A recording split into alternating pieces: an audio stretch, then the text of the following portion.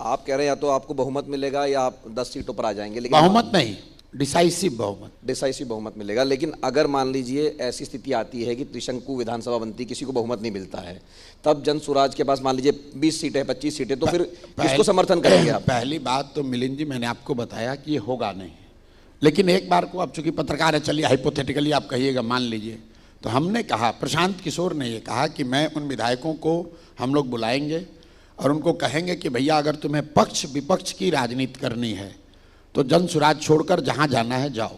हम लोग तो सड़क की राजनीति करना चाहते हैं, समाज की राजनीति करना चाहते हैं। मेरी कोई दिलचस्पी नहीं है कि 15-20 विधायकों को लेकर मैं पक्ष या विपक्ष में बैठूं।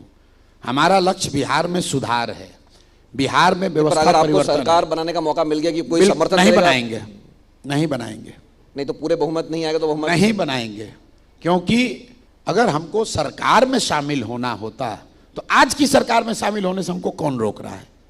हम आज शामिल हो जाए, बिना किसी विधायक के लोग हमको मंत्री बना लेंगे। जो काम हम लोग बिहार में करना चाहते हैं वो तभी संभव है जब बिहार की जनता डिसाइसिव बहुमत दे। हम लोग सिर्फ सड़क नहीं बढ़ाना चाहते। अभी मैं आ रहा था तो कहीं पढ़ रहा था कि नीतीश कुमार ने अपना प्रचार लगाया है कि पिछले 20 वर्षों में सड़कें डबल हो गई। जनसुराज की जो सोच है, अगले 3 वर्ष में इसको हम लोग डबल कर देंगे। 3 वर्षों में उतनी सड़क बनेगी जितनी 20 वर्ष में नहीं बनी है, और वो गठबंधन में नहीं संभव है। वो 25-30 विधायकों के साथ संभव नहीं है, वो 2-4 को मंत्री बनाकर नहीं संभव है।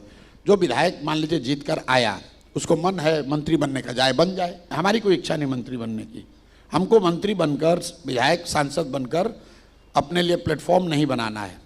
हमारे पास जो प्लेटफॉर्म है वो समाज का प्लेटफॉर्म है, लोगों का लिए काम करने आए हैं और बिल्कुल संकल्पित हैं। 5 वर्ष लगे, 10 वर्ष लगे, हम पीछे हटने वाले नहीं हैं।